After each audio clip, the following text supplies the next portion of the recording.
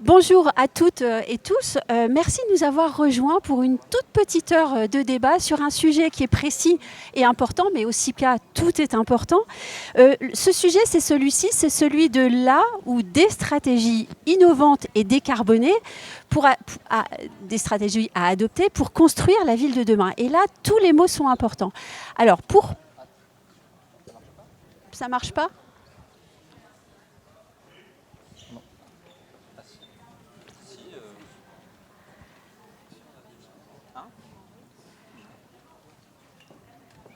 C'est OK ? Avec nous aujourd'hui, Julien Pémezet, qui est directeur général de Woodéum. Également Cyril Lebihan, qui est architecte et associé chez Ardel Lebihan Architecte. Patrick Chemovitch, qui est vice-président de la métropole du Grand Paris, président de l'AFDU, l'Association française du développement urbain, et maire de la ville de Colombes. Et puis enfin, Guillaume Meunier, qui est consultant bas carbone et membre de l'IFPEB. Et l'IFPEB, c'est l'Institut français pour la performance du bâtiment. Et puis je suis moi-même Anne-Sandrine Di Girolamo. Je dirige le média Les Ondes de Limo.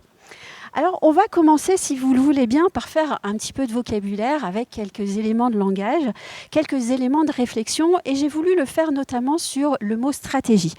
Vous le savez, le mot stratégie, ça vient du grec, et la Grèce antique, c'est pas si loin que ça de nous et de nos questions actuelles. Vous le savez, le mot stratégie, il vient justement d'un mot grec qui désignait dans l'Antiquité celui qui dirige l'armée, et ça, on va en reparler plus tard. Et il se réfère désormais, par métaphore, à une pensée militaire pour, je cite, désigner un ensemble d'actions coordonnées que l'on prend pour influer sur une situation. Ces mots de définition-là sont très importants et on va en reparler. Également, ce qui est important de savoir, et je ne sais pas si cela vous le savez, mais ce mot stratégie s'est appliqué à la matière économique de façon assez tardive, aux environs des années 1843-1844. Chose très intéressante, il s'est ensuite appliqué à la publicité en 1930 et seulement à la communication dans les années 80.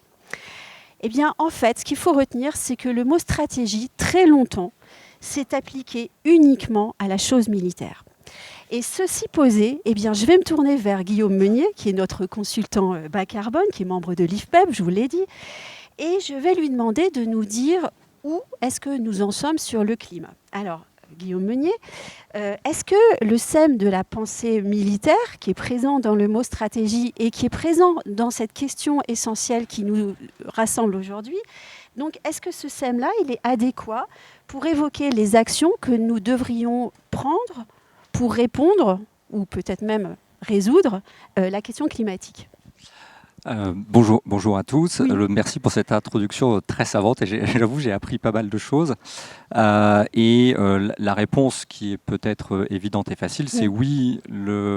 Alors, on n'a pas amené d'image et j'ai pas envie de déprimer tout le monde, mais je pense que vous avez tous vu des courbes qui sortent de l'ordinaire, des températures exceptionnelles. Donc maintenant, c'est acté. L'été de 2023 était l'été le plus chaud jamais enregistré sur la planète. L'été 2023, pour donner un ordre de grandeur, a été 1 degré supérieur à un été des années 70. Et quand je dis 1 degré, retenez ayez en tête que la température moyenne de la planète, c'est 14 degrés. Donc un effet très fort. Je ne vous parle pas des typhons, des feux de forêt au Canada qui sont absolument exceptionnels, des inondations, il n'y a pas très longtemps en Libye. Tous ces phénomènes qui sont aggravés par le changement climatique. Alors à tel point que le Guardian, média anglais, a posé la question des scientifiques, mais est-ce que c'est normal ? La réponse des scientifiques est un peu triste, hélas. Les scientifiques disent c'est tout à fait normal, ça fait 30 ans qu'on vous le dit, si vous regardiez les rapports qu'on sort, c'est absolument normal. Le plus triste, par contre, et donc si vous suivez un peu, c'est ce que dit Christophe Cassou, qui est un Français qui a participé au GIEC, il dit le plus triste, c'est par contre, on est étonné de l'impact que ça a sur l'être humain. Sous-entendu, si vous lisez entre les lignes, c'est-à-dire qu'on ne s'est pas du tout préparé. Et le troisième point quand même à retenir, c'est que par contre, ce qui est sûr, c'est que les modèles et tout ce que raconte le GIEC ne prend pas en compte les événements extrêmes. Donc c'est-à-dire qu'il y aura toujours des événements qui vont sortir de l'ordinaire. Cela dit posé, il y a quand même des bonnes nouvelles. Et on va parler des bonnes nouvelles. Je suis désolé, il fallait passer par ce passage qui n'est pas le plus drôle. Les bonnes nouvelles, il y a eu un rapport très récent de l'ONU avec la Global ABC qui dit en substance, sans jamais citer la France, dans le monde du bâtiment, faites comme en France. Il dit, pour faire très simple, et on pourra en discuter, faites des analyses de cycle de vie, ayez une base de données pour comparer les matériaux, fixez-vous des seuils, utilisez les matériaux biosourcés. Donc ça veut dire que un rapport onusien dit il faut agir. Et si on descend à l'échelle française, la stratégie nationale bas carbone qui va évoluer l'année prochaine dit la même chose, dit on peut agir. Et ce qui est intéressant, c'est que ce n'est pas très long sur la partie bâtiment. Pour être plus précis, le monde du bâtiment est censé être le vecteur d'excellence de la transition bas carbone. On est censé, nous, monde du bâtiment, arriver à être neutre en carbone d'ici 2050. Contrairement, et on ne va pas parler d'aérospatial, mais d'aviation, mais voilà. Donc, on a quelque part toutes les clés en main pour y arriver. Avec ce que vous savez à peu près tous, en tout cas maintenant c'est évident, sortir des énergies fossiles, ce discours qui faisait bizarre il y a 5 ans, maintenant il devient absolument évident, les matériaux biosourcés, on reviendra de tout ça. Donc quelque part, il y a la mauvaise nouvelle du climat qui est contrebalancée par la bonne nouvelle, on peut agir, c'est possible, et aussi une des grandes infos du rapport du GIEC qui est sorti il y a maintenant un peu plus de 6 mois qui dit si on agit, on peut avoir des effets à très court terme. L'inertie climatique n'existe pas, contrairement à il y a des inerties politiques, on a notre inertie dans le bâtiment, on a un peu d'inertie, même chose, on pourrait en discuter, mais l'inertie climatique n'existe pas, donc on sait agir, on peut agir, et le monde du bâtiment doit être l'excellence environnementale, et la France est l'excellence mondiale environnementale. Puis-je ajouter que la bonne nouvelle aussi, c'est de voir une salle pleine et une prise de conscience. Qui commence. Alors moi, c'est mon métier au quotidien, donc je vois aussi, mais effectivement, des salons comme ça qui prônent le bas carbone, on sent que ça bouge. Alors, il y a une certaine inertie, on peut avoir des fois des discussions très animées entre architectes, promoteurs, mais ce qui est sûr, c'est qu'on sent ce déclic, et quelque part, le déclic, il est facile. Qui a envie de vivre des canicules en septembre? Qui a envie de vivre l'événement exceptionnel qui a eu lieu en Libye? Il pourrait très bien arriver dans le sud de la France. C'est la Libye, voilà, c'est pas très loin de chez nous, si vous regardez. Donc, quelque part, on sent bien qu'on peut agir, et vraiment, le retenez que si on agit, et si à un moment donné, on y va, on va avoir des effets. Donc, et sachant que tous les pays commencent à comprendre, ils ont du retard, mais si ce rapport ne cite pas la France, on est quand même assez scruté. Donc, quelque part, on porte l'excellence, et de dire faut que les autres pays le fassent. L'ONU a dit les autres pays, vous devez le faire, et on est scruté attentivement. Et surtout, ce qui est intéressant, ça fera faire l'objet de discussion, c'est qu'on a déjà dépassé le sujet strict du carbone, tellement ça fait, alors longtemps, ça fait une dizaine d'années qu'on y réfléchit, on est déjà presque au-delà de je réduis l'impact carbone de mon bâtiment. On va aller dans la ville avec vous, Patrick Chemovitch. Vous êtes le maire de Colombes. Combien d'habitants d'abord à Colombes? Alors, Colombes est une grande ville. Et son peuplement aujourd'hui, c'est 87 000 habitants. Est-ce que vous pouvez nous dire ce qu'attendent les habitants de Colombes si on les interroge sur la ville de demain? Alors, Colombes, c'est une ville très diversifiée. Nous avons en gros une population qu'on découpe en 3 tiers. Un tiers qui vit dans des zones pavillonnaires. On a 9000 pavillons à Colombes. C'est la plus grande zone pavillonnaire continue d'Île-de-France. Et puis, on a un tiers qui vit dans des logements sociaux. Et puis, un tiers qui vit dans un habitat diversifié.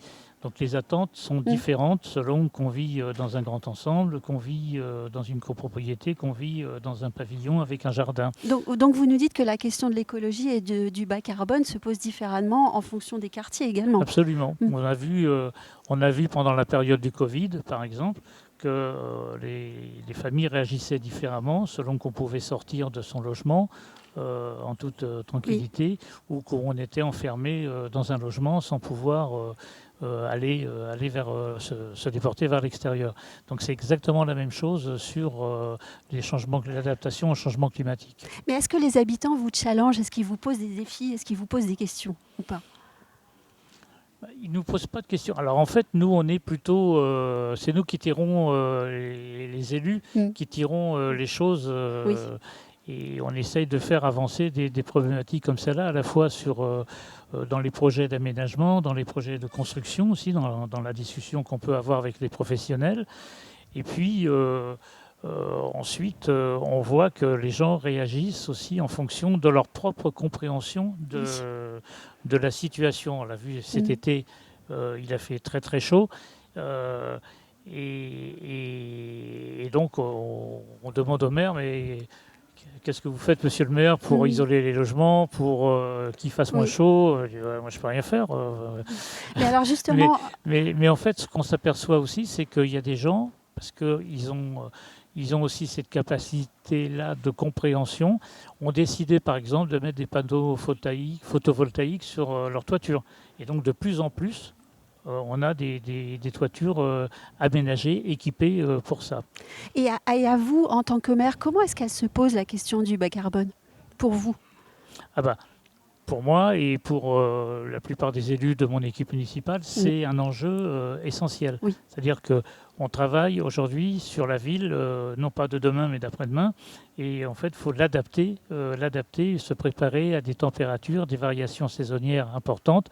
Donc comment on travaille sur l'isolation, comment on mobilise des financements pour isoler des bâtiments dans l'existant, et puis pour la construction neuve, c'est aussi la discussion avec l'ensemble des professionnels pour avoir des bâtiments d'une grande qualité à la fois en termes d'isolation, en termes d'orientation, de double orientation, des vêtements, des appartements, de logements, de ventilation des appartements, et puis les questions énergétiques qui sont prégnantes aussi, on le voit aujourd'hui avec le coût de l'énergie, et donc il faut aussi avoir des solutions qui doivent être des solutions adaptés aux différentes situations avec des réseaux de chaleur et des dérivations de réseaux de chaleur. Et deux mots sur lesquels on n'a peut-être pas assez insisté, le prix et le coût.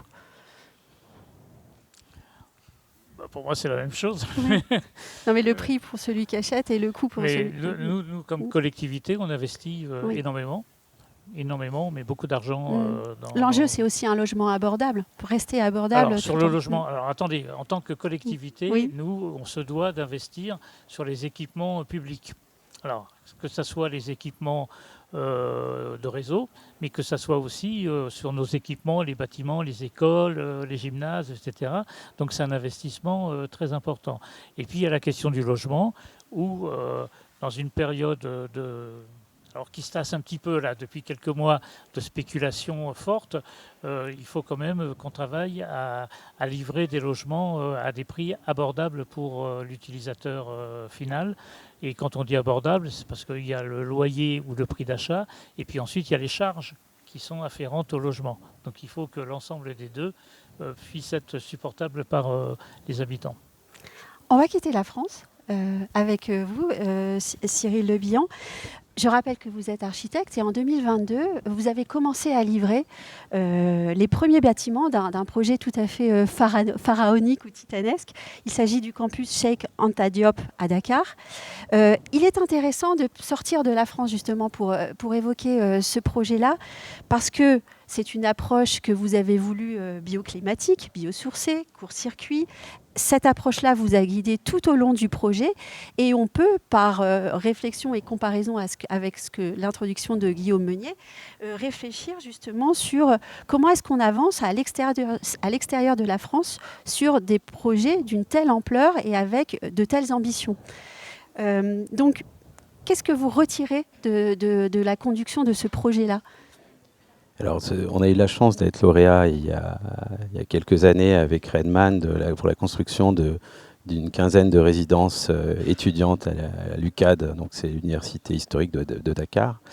Et très vite, pour construire à cette échelle-là, on s'est rendu compte que la plupart des matériaux pour construire étaient importés. Et on s'est très vite tourné dans la question de comment on allait faire le plus local possible. Et c'est ce qu'on s'est tourné vers l'utilisation de la terre. On a la chance au Sénégal d'avoir de la latérite, c'est ce qu'on voit souvent, la terre rouge photogénique quand on voit des photos de ce pays. Et on a imaginé avec la maîtrise d'ouvrage le développement d'une filière qui était anecdotique à l'époque de terre cuite, donc à 40 km du chantier. On a développé une usine de fabrication de terre cuite avec toute une démarche bas carbone, parce que la terre cuite, évidemment, utilise de l'énergie pour durcir sa terre. Donc utiliser des déchets de l'industrie agroalimentaire pour réduire son empreinte et donc avoir à la fois un matériau extrêmement durable, puisque la terre cuite, on voit que c'est tout à fait intemporel dans son image, mais aussi dans sa durabilité de matériau. Et un matériau très local, à 40 km. Voilà. Donc on a développé avec une filière de terre cuite, avec un catalogue de briques et des mouchards à biais. Tout ça compilé à une architecture bioclimatique. On a travaillé avec Elliott. Guillaume était à l'époque partie prenante de Elliott.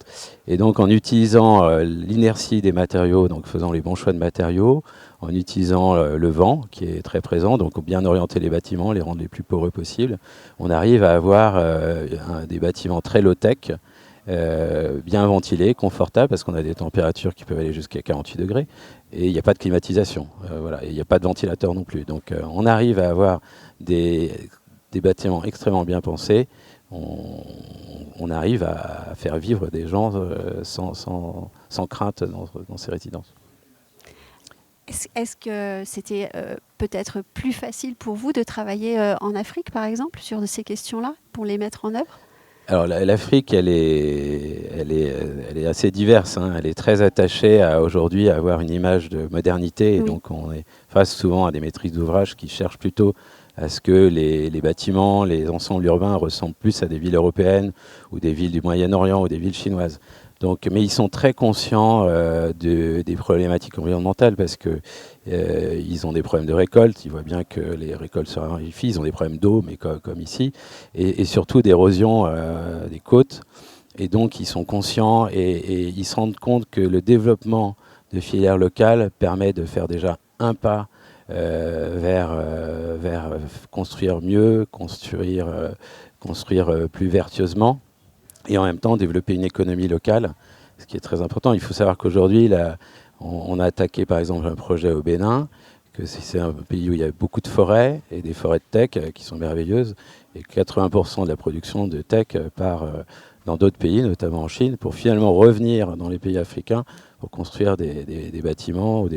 Voilà. Donc c'est extrêmement important qu'ils se rendent compte aujourd'hui qu'il y a un terreau de développer ces matériaux et donc de créer du circuit court avec des ressources renouvelables sur place. Il y a une dynamique dans ce sens-là. Justement, on va parler du construire mieux avec Julien Pémézet, qui est directeur général de Woodeum et que je remercie de cette conférence, car il en est à l'initiative. À vous de porter la casquette du promoteur et à vous aussi la chance d'avoir dans votre ADN quelque chose de très fort pour le bas carbone. Il vous revient ici de nous faire rêver, de nous emmener dans la ville de demain. À quoi est-ce que ressemble aujourd'hui un bâtiment bas carbone ? Alors, un bâtiment bas carbone, c'est un bâtiment qui va agir sur trois composantes, on va dire. D'abord, il y a la manière de le construire, un recours du coup à des matériaux biosourcés dans l'idéal, et en tout cas le plus faiblement émetteur. Donc c'est vrai que nous, ça fait 10 ans qu'on construit des immeubles en structure bois qui présentent l'avantage d'éviter une tonne de CO2 à chaque fois que vous remplacez un mètre cube de béton par un mètre cube de bois. Ça, c'est la première composante, mais ça suffit pas pour être bas carbone. Ensuite, il faut travailler sur son isolation parce que l'enjeu, ça va être de consommer le moins d'énergie possible. Et puis ensuite, il faut aussi travailler sur la manière dont on l'alimente en énergie. Voilà, maintenant, on privilégie la géothermie, la biomasse, l'électricité qui en France est décarbonée, donc c'est un avantage. On a arrêté de brancher nos bâtiments au gaz. Et puis voilà, donc ces trois composantes, elles sont importantes. J'ajouterai une dernière aussi qui est la recherche qui a lieu en ce moment sur tous les autres matériaux qui constituent le bâtiment. C'est formidable de voir là les progrès qui sont faits en ce moment sur les portes, les carrelages, les lavabos. En fait, tous ces gens qui produisent ces matériaux essentiels à la création d'un logement, un bureau, on leur avait jamais demandé jusque-là de calculer leur carbone. Donc on part de très loin, c'est-à-dire que déjà il faut prendre la température, et puis une fois qu'on a pris la température, là on peut travailler sur des indicateurs pour la faire baisser. Et nous on a fait évoluer comme ça les gens, en intégrant ça dans nos politiques d'achat, et donc on calcule aussi bien le coût travaux que le coût carbone, et ça n'est que en faisant de cette manière-là qu'on arrive à produire ces bâtiments bas carbone. Et l'enjeu en fait, je vais rappeler les grands chiffres, hein. C'est un tiers des émissions de carbone en France sont liées à l'immobilier, c'est autant que le transport, mais la chance qu'on a, c'est que comme on était très mauvais, les progrès sont énormes. Donc c'est un peu comme si on a une nouvelle langue et que la première semaine, on arrive déjà à maîtriser 50% du vocabulaire. C'est assez enthousiasmant parce que ça serait beaucoup plus dur si on travaillait sur une barre tellement marginale. On entendrait toute la journée à quoi ça sert puisque finalement les autres polluent beaucoup plus. Bon, en fait, on est quand même très responsable, mais on a déjà entre les mains des solutions qui amènent des résultats gigantesques. Enfin, nous, en 10 ans, on a réussi à diviser par 2 l'empreinte carbone des bâtiments. Donc c'est un levier énorme et on a plein de recettes encore pour aller encore plus loin. À propos de recettes, d'ailleurs, on peut aussi parler de vos expérimentations sur le transport, par exemple. Oui, c'est vrai. Bah, en fait, quand on commence à chasser le carbone, il y en a partout. Donc, en fait, on réfléchit à tout. Infini. On a effectivement d'abord fait des expérimentations pour transporter nos matériaux de gros œuvre, donc ces murs en bois qu'on utilise pour faire la majorité de nos bâtiments, par voie fluviale. Donc ça, c'est assez intéressant parce qu'en plus, ça désengorge les voies, en plus d'améliorer le bilan carbone.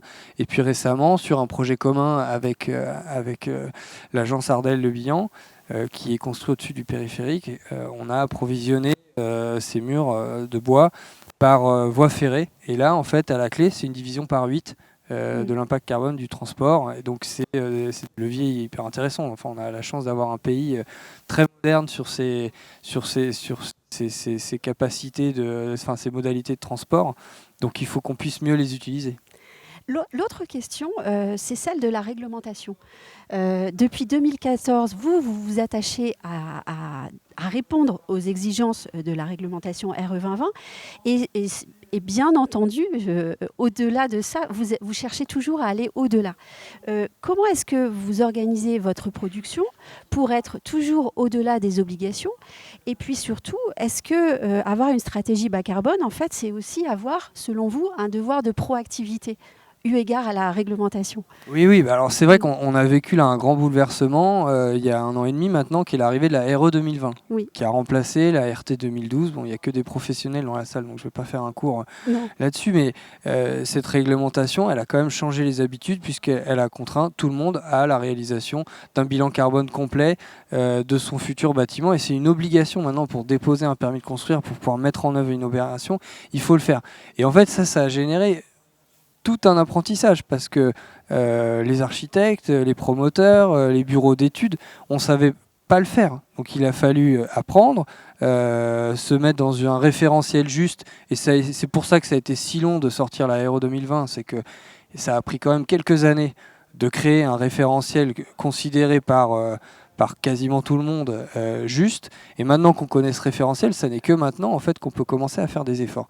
Et effectivement, en France, on a une réglementation ultra ambitieuse, qui est exemplaire à l'échelle européenne et probablement mondiale, qui a fixé un calendrier qui est ni plus ni moins en fait que la trajectoire dans laquelle il faut s'embarquer, qui est juste le défi en 2050 d'être à zéro. Et donc en fait là on est tout en haut, on commence à descendre, et 2050 c'est zéro. Donc c'est un boulot gigantesque, mais là où c'est intéressant, c'est que ça nous fait réfléchir différemment sur les bâtiments qu'on produit. Ça produit des bâtiments de grande qualité. C'est-à-dire que les indicateurs de la RE 2020, c'est l'isolation thermique. Ça veut dire baisse de charge pour les utilisateurs. Et ça, on l'a déjà mesuré. Les gens ils divisent en moyenne par 5 leur facture énergétique. Et là aussi, on peut aller plus loin. C'est confort d'été. Donc, on en a parlé tout à l'heure. On va se prendre de plus en plus de vagues de chaleur. Les gens attendent d'un logement qu'il les défende en fait, de ces vagues de chaleur. Et le troisième volet, c'est le carbone. Et là, on en a déjà bien parlé. Mais sans dévoiler votre soirée à vous trois, il me semble que votre discussion sur la réglementation a été assez vive hier soir, puisque certains pourraient aussi dire cette réglementation elle est trop stricte et on pourrait faire des bâtiments ultra performants, mais on aurait aussi besoin qu'elle soit assouplie. Personne n'a envie d'aller vers le cube sans fenêtre, qui effectivement présente l'avantage certainement de bien se protéger de la chaleur, mais aussi de la lumière, quoi. Donc effectivement, on a eu ce débat avec Cyril hier, qui porte un peu cette inquiétude que trop de réglementation tue l'architecture. Et on sait aussi que il faut mettre au point des stratagèmes en fait, pour bien comprendre cette réglementation, pour être capable de l'adapter aux formes de bâtiments qu'on a envie de créer. Et alors vous, Cyril Le Bihan, alors à quoi est-ce qu'elle ressemble la ville de demain ? Si on sort de la réglementation et on vous laisse l'imaginer, pour qu'elle soit bas carbone et responsable. On parlera peut-être de la réglementation après, mais en tout cas, oui, la ville de demain, je pense qu'il y a deux choses. Il y a construire moins et construire mieux. Construire moins, c'est déjà tenir compte de ce qui est déjà là. Oui. Donc il y a aujourd'hui beaucoup de bâtiments qui sont vides, pas occupés, il y a des friches. Il faut qu'on arrive à tous, on a une responsabilité là-dessus, à les réinventer, à chasser ces bâtiments. Il y a le télétravail qui a bouleversé l'immobilier de bureau et donc il y a énormément de bâtiments vides. Voilà, c'est comment on va faire pour les occuper, les transformer en autre chose, en logement, en école, tout en ayant un regard assez frugal, parce que la rénovation thermique de ces bâtiments ou les rénovations qu'on peut faire peuvent être aussi très carbonées. Donc il faut aussi qu'on change un peu nos attentes sur les finitions de ces bâtiments-là. Voilà, je pense qu'il y a une démarche collective à avoir sur ces bâtiments existants.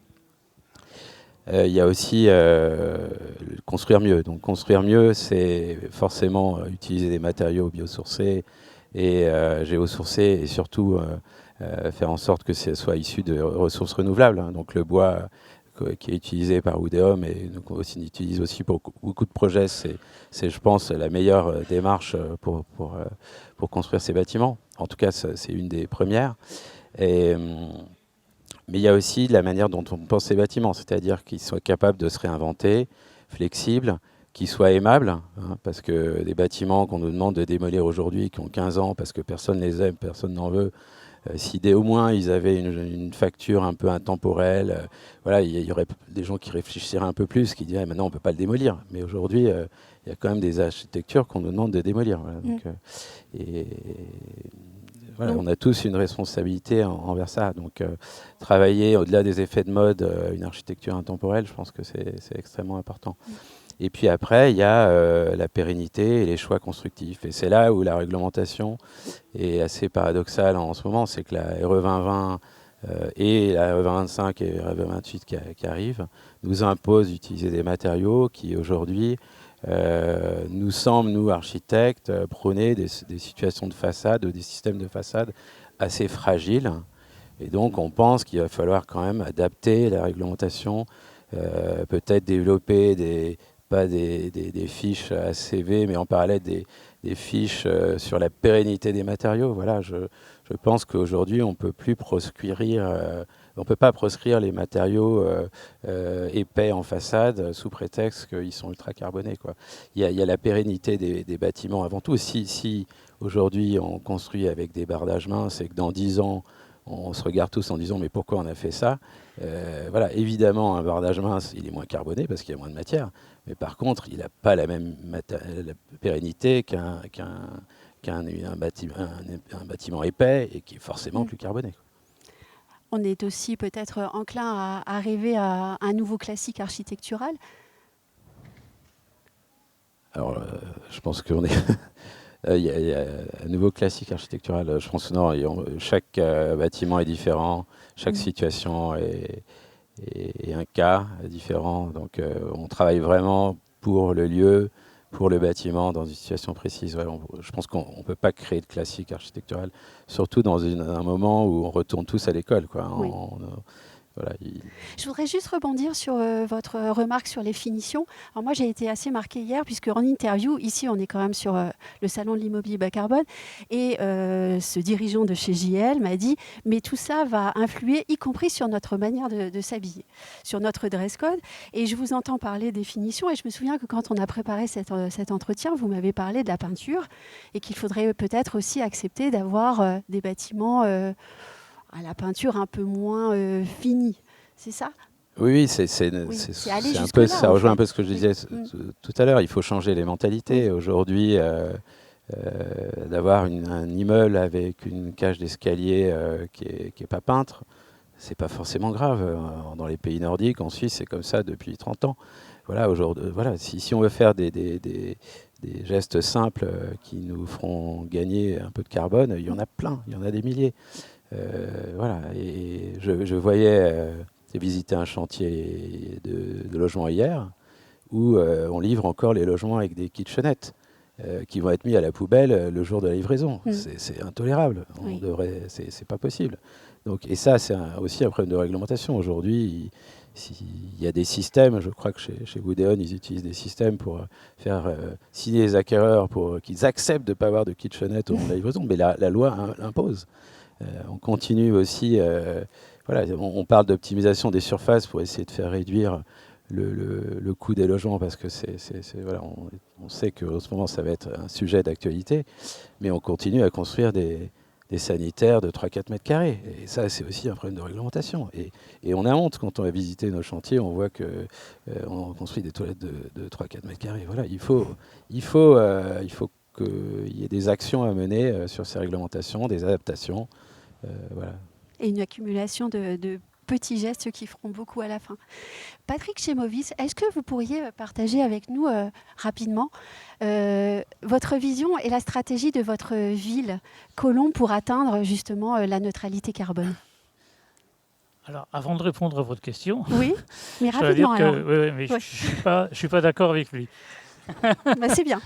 Je suis pas d'accord avec lui sur 2-3 points.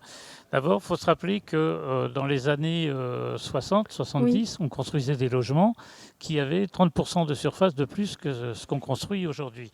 Donc il y a quand même une question de l'économie de la construction, du coût du foncier, de la rentabilité de la construction et de la capacité à bien vivre dans son logement. Ensuite, il y a le décor de la ville.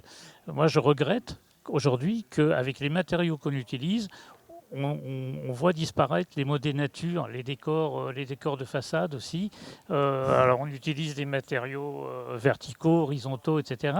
Mais il manque une touche artistique aussi un peu dans le décor des immeubles qu'on construit aujourd'hui. Ça, c'est, Allez dire ça à notre architecte assis oui, juste non, à c'est pour côté ça de que je vous. dis que je ne suis pas d'accord. Oui. Voilà, et puis la troisième chose aussi que je voudrais rappeler ici, c'est qu'il y a plus de logements existants que de logements qu'on construit. C'est-à-dire que quand on a de la défiscalisation massive et que cette défiscalisation est drainée vers la promotion immobilière, alors qu'il y a un besoin de rénovation, de réhabilitation, d'agrandissement peut-être du patrimoine ancien, eh bien il faudrait quand même que les autorités prennent ça en main pour vraiment intervenir sur Mais personne l'habitat ici ancien. ne vous a contredit d'ailleurs sur cette question-là. Pardon ? Personne ici ne vous a contredit sur cette question-là. Non, mais je rappelle, Oui. parce que c'est aussi le rôle C'est des aussi autorités un autre publiques, sujet très important. aussi de prendre ça en compte. Et j'ai oublié votre question. Et alors ma question, mais alors là vous aurez vraiment qu'une seule minute, c'est de nous dire quelle est votre vision et votre stratégie pour arriver à une ville écologiquement acceptable. Alors, elle se situe au niveau du bâti, Oui. avec tout ce qui a été dit quand même sur les matériaux, sur l'économie circulaire aussi, la réutilisation des matériaux, la manière de concevoir aussi des plans masse avec énormément de végétalisation. Il n'est pas normal que de sa fenêtre, on ne puisse pas voir un jardin, un parc, de la verdure et se régénérer aussi visuellement par rapport à ça. Ce sont aussi les questions de déplacement. Aujourd'hui, dans notre ville, par exemple, on crée beaucoup de pistes cyclables. Alors, on supprime des places de stationnement dans la rue. on empêche des gros SUV qui consomment énormément de circuler dans des petites rues, mais n'empêche que ça développe aussi, on accompagne le développement des deux roues non motorisées dans la ville, et ça fait partie des choix stratégiques. Alors l'élu est assis à côté du promoteur, parce que vous êtes souvent partenaire dans la montée des projets. Julien Pémezec, qu'implique pour vous le travail avec un élu, d'abord dans le lancement, puis dans la mise en œuvre d'un projet? Qu'est-ce que vous pouvez faire ensemble? C'est sûr qu'aujourd'hui, tous les projets passent par l'acceptation politique. Donc, on est... le maire, c'est la bande d'entrée de la création d'un projet. D'abord, il fixe les ambitions urbaines de sa ville au travers du PLU. Donc ça, c'est vraiment l'outil de la ville, même s'il y a la communauté d'agglo, c'est quand même vraiment l'outil de la ville dans lequel il fixe les ambitions. Et nous, notre devoir, c'est d'amener des solutions adaptées. Et puis notre devoir aussi, c'est de produire des logements de qualité dans lesquels les futurs habitants, qui seront les administrés de cette ville, soient heureux, parce qu'on sait que quand il y a des problèmes, ça va chez nous, mais ça va aussi chez les élus. Et puis entre-temps, c'est vrai que nous, on s'attache maintenant, enfin de plus en plus, à accompagner les élus dans la conviction du projet, parce que c'est dur pour un élu d'encourager un projet immobilier. C'est beaucoup de critiques, on s'étale plus, on construit sur soi, sur la ville, donc en fait on dérange quand même les gens qui sont là, on change le paysage, et pourtant il y en a besoin, parce que là on va le voir, à la fin de l'année il va manquer plus de 80 000 logements à l'appel, et avec tous les problèmes sociétaux que c'est déjà en train de créer, donc des étudiants qui trouvent pas à se loger, parc social qui se renouvelle pas, des dizaines de milliers de gens en attente de logement. Donc il y a besoin de produire du logement. Donc nous, l'opportunité aussi du bâtiment bas carbone, c'est la manière dont il est construit. On arrive à réduire les nuisances de chantier, on arrive à construire plus vite. Et tout ça, c'est des éléments positifs qui s'accumulent avec la portée écologique des projets. Avant, un projet, c'était que de l'urbanisme et de la densité. Maintenant, il y a toujours ces données-là qui entrent en jeu. Il y a évidemment l'architecture qui a toujours été là, mais il y a aussi la portée écologique du projet. Et donc ça désaxe un petit peu la discussion. Le parc a besoin de se renouveler. Il faut travailler sur l'ancien, c'est une certitude, mais le neuf doit être produit aussi de qualité. Et donc en ça, il y a évidemment besoin qu'on soit là, tous. Et Guillaume Meunier, comment est-ce qu'on fait pour enclencher un mouvement de masse pour construire une ville décarbonée de demain? Alors, parce que c'est quand même la question. C'est une très bonne question, oui. et j'avoue, c'est assez facile. Vous avez vu 3 bons intervenants à côté de moi, et si vous avez été très attentifs, vous avez eu à peu près toutes les solutions qui ont été dites. Et déjà, peut-être par le premier point, quand on dit construire la ville du futur, c'est bien rénover la ville du futur. C'est l'enjeu majeur. On peut dire que quelque part, la construction neuve doit être l'expérimentation qui permet de faire la rénovation. La première règle, et ça je le vois à l'IFPEB, c'est qu'il ne faut pas avoir d'idéologie. On l'a vu, alors ça ne bouge plus les images, mais on l'a vu dire il ne faut pas de béton, il faut 100% bois. Il y a plein d'images où vous voyez, il y a du béton, il y a du bois, on a parlé de la pierre, etc. Il y a cette mixité qui effectivement complexifie le travail. Et là, je rejoins Cyril, c'est on peut plus se dire, allez, je fais un bâtiment tout en béton, mais dire, je ne mettrai pas de béton sur une expérimentation très ponctuelle, d'accord. Sinon, il faut... et ça, cette non-idéologie, c'est vraiment quelque chose à dépasser. Oui. C'est pas simplement le dire, c'est...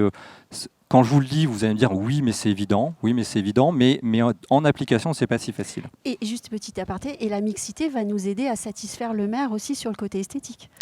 Alors, l'esthétique, alors j'ai une micro-anecdote, je vois le temps passer, mais il n'y a pas longtemps, il y a eu une exposition au pavillon de l'Arsenal sur la réhabilitation dans Paris, 40 projets, et j'ai fait visiter l'exposition à des gens, et à la fin, discussion un peu ouverte, est-ce que ça ne va pas créer un style ? Et quand on regarde la rénovation et la réhabilitation, il n'y a pas de style qui apparaît, parce que la rénovation, c'est chaque projet est unique, ce qui en fait la difficulté, la complexité, etc.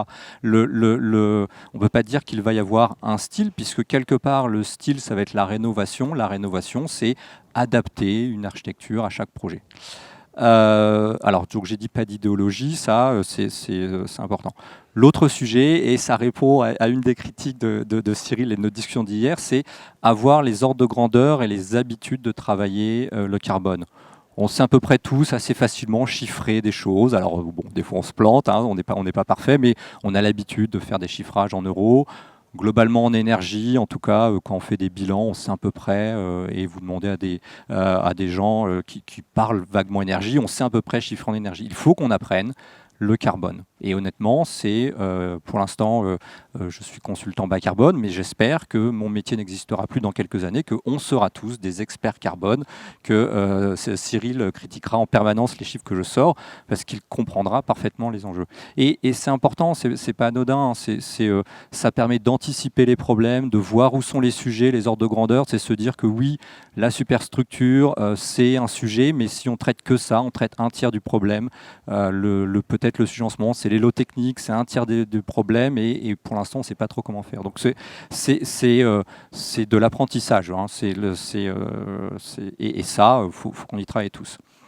Après, un peu le pendant sur pas d'idéologie, c'est qu'il y a plein d'actions faciles à réaliser en réalité. Je prends l'exemple du réemploi. En réalité, c'est facile.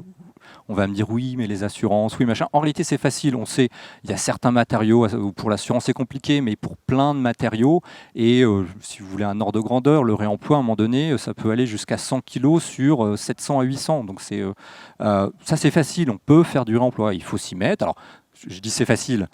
Ça demande de la volonté, ça demande des compétences, etc. Et puis les filières sont en train de se construire. Les filières sont en train de se construire, mais il n'y a pas de blocage. Mettre les derniers étages avec des structures biosourcées, c'est pas compliqué. D'accord, le rez-de-chaussée, premier étage, il y a des complexités, mais c'est pas compliqué. Donc il y a plein d'actions faciles, et surtout quand je dis ça, il ne faut pas les opposer. Il ne faut pas se dire, oh bah j'ai fait un bâtiment en bois, je vais surtout pas faire de réemploi. Et c'est toujours le travail qu'on fait tous ensemble, c'est la première étape. Et quand on va aller plus loin que simplement la réglementation, c'est j'additionne mes actions. Ce qui, encore une fois, complexifie le travail, et peut-être il y a la durée, mais on sait le faire. Et il y a comme ça toute une série de leviers faciles à mettre en place, et il faut les agir. On n'est plus au moment où on se dit, tiens, je vais mettre un peu de réemploi, je vais faire un peu de choses, il faut y aller. Et le dernier point, mais ça a été aussi assez bien abordé, c'est on a cette logique de mètre carré, et je pense qu'il faut qu'on dépasse la sobriété, c'est aller au-delà de je fais mètre carré et je les fais bas carbone. C'est je crois que c'est Cyril, tu le disais, c'est peut-être faire un peu moins de mètres carrés, faire des espaces partagés. C'est alors ce qui pose la question effectivement. Comment nous on intègre ça, habitants, on habite tous dans le logement, comment est-ce qu'on adapte ça? Tu parlais des kitchenettes, des toilettes qui sont très spacieuses, et bien peut-être qu'il faut qu'on réapprenne du coup à faire du mobilier très adapté pour ces toilettes, et que ça devient, ok, c'est des toilettes, mais ces mètres carrés, je vais pas les perdre, ou pour échanger la réglementation, en tout cas en l'état actuel, il faut des grandes toilettes. On peut arriver à rendre intelligent. Et encore une fois, après, quand je dis ça, de base, c'est un peu facile, ça demande du travail, ça demande de changer nos habitudes, et on en revient à cette fameuse inertie, c'est que on a tous, quand on a des projets, on essaie d'avancer vite, on pourrait parler des honoraires qui sont un beau sujet, on n'a pas le temps, on n'est pas bien formé, etc.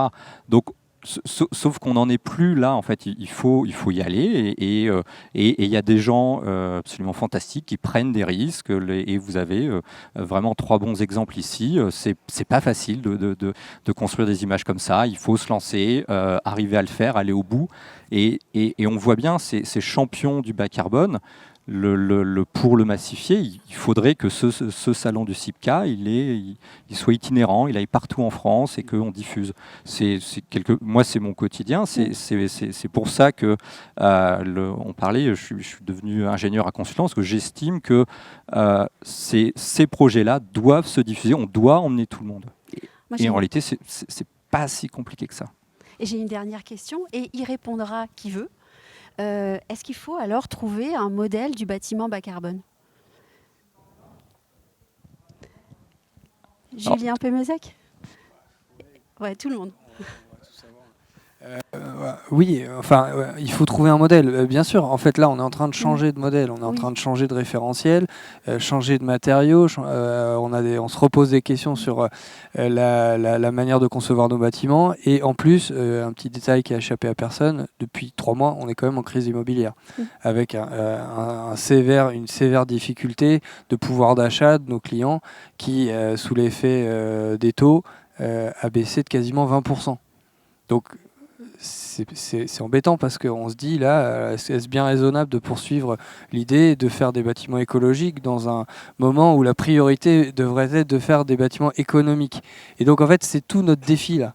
C'est tout notre défi du moment, c'est de combiner calendrier écologique parce que la planète ne va pas attendre. 2050 restera en 2050 et pourtant là on est dans une difficulté. Et donc moi je suis convaincu qu'un des enjeux parce qu'on a essuyé beaucoup les plâtres, nous, pendant 10 ans, avec beaucoup de bâtiments qui étaient en réalité des prototypes. Et donc, il faut sortir du prototypage maintenant et passer à la série. Ça tombe bien, on a fait plein d'essais qui sont plutôt des essais réussis.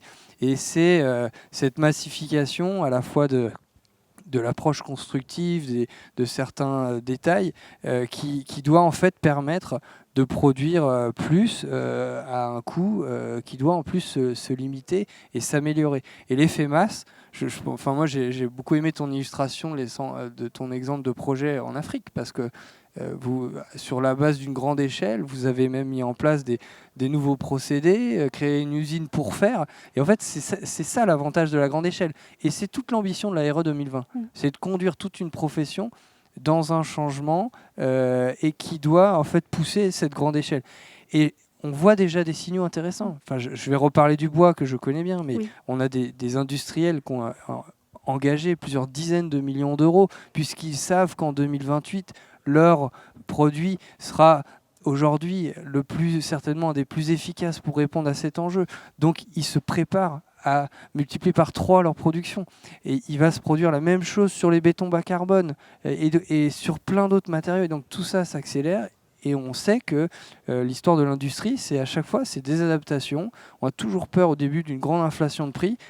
Il y a une vague et puis après ça se tasse parce qu'on sait mieux le faire, donc on ne perd pas de temps, on répète des méthodes et ça ne veut pas dire qu'on fera toujours le même bâtiment partout où qu'on soit.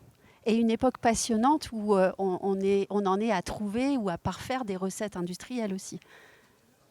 Oui, tout à fait. Oui. Nous, on croit beaucoup, les architectes, au mix de matériaux. Oui. Voilà, il y a des climats différents en France, dans d'autres pays. On ne construit pas de la même manière à Paris, à Marseille ou à la montagne. Et chaque situation, on a besoin certains moments, on ne peut pas utiliser le bois parce qu'on a besoin d'inertie des matériaux. Voilà, il faut que chaque situation continue à être exceptionnelle. Développer un modèle, ça semble assez utopique. Moi, je pense que la massification est indispensable parce qu'ensuite il y a des économies d'échelle et c'est pas parce qu'on massifie la production que tous les bâtiments doivent être identiques aussi. Oui. Ça c'est le premier aspect. Ensuite il y a un deuxième aspect, c'est l'innovation. Parce que vous prenez des fenêtres qu'on installait sur des bâtiments il y a 30 ans et les fenêtres qu'on peut mettre aujourd'hui en triple vitrage ou je ne sais quoi, il y a une qualité d'isolation, il y a une qualité d'imperméabilisation à l'air et à la chaleur qui n'ont rien à voir avec ce qui pouvait se faire il y a 30 ans. Donc tant mieux s'il y a des évolutions aussi technologiques et elles sont indispensables pour ça. Troisième chose, c'est à propos de la réglementation. Il y en a 2 avec lesquels je ne suis pas complètement d'accord, mais on voit bien aussi, il y a la réglementation pompier, sécurité, où en France, on est obligé de cloisonner, de fermer, etc., pour résister au feu 2 heures, etc. Dans d'autres pays, ce n'est pas le cas. Oui, pourquoi est-ce que les pompiers aux Pays-Bas, ils ne réagissent pas comme les pompiers en France? Voilà, bon. Est-ce que la salle a des questions? Alors peut y avoir des questions. Juste 2 mots sur le modèle. Je trouve ça intéressant, c'est que pour moi, oui, il y a un nouveau modèle qui n'est pas un style. Il y a un nouveau modèle qui est, par exemple, de dire qu'une façade rideau plein sud sans protection solaire, ça ne doit plus exister. Et dans ce modèle général, on crée de l'architecture. Et le modèle est assez clair. Comme tu l'as dit, la RE 2020 donne une direction avec des seuils carbone. Et dans ces idées et ce modèle, c'est à nous d'inventer l'architecture qui va avec. Donc j'aime bien cette idée, pas de nouveau style, un nouveau modèle, oui, où on commence à connaître les grandes règles. J'ai parlé du tiers, de l'eau technique, voilà. Donc c'est juste ça, et je pense qu'on peut prendre une question. Et on va prendre les questions de la salle, ou une question, s'il y en a une. Alors moi, j'ai des questions, mais alors elles seront certainement pour une autre conférence, parce que là, ce ne sera pas possible. Mais oui, il y a la question de la déconstruction aussi, avant de construire, par exemple. Il vous reste 2 minutes. Oui, alors le réemploi amène cette question de comment on fait pour déposer les matériaux et faire attention pour pouvoir les réemployer le mieux possible. Voilà, donc c'est des coûts qui sont extrêmement importants. Donc dans beaucoup de projets, on a mené des investigations, des diagnostics pour voir quels matériaux on pouvait récupérer. On réussit en grande partie à récupérer ce qui se démonte facilement, mais ce qui ne se démonte pas facilement, ça part dans d'autres filières qui sont des filières de recyclage parce que les matériaux sont abîmés. Voilà, mais de manière générale, il y a un effort fait sur la déconstruction parce qu'il y a la revalorisation des déchets ou des matériaux qu'on peut réemployer.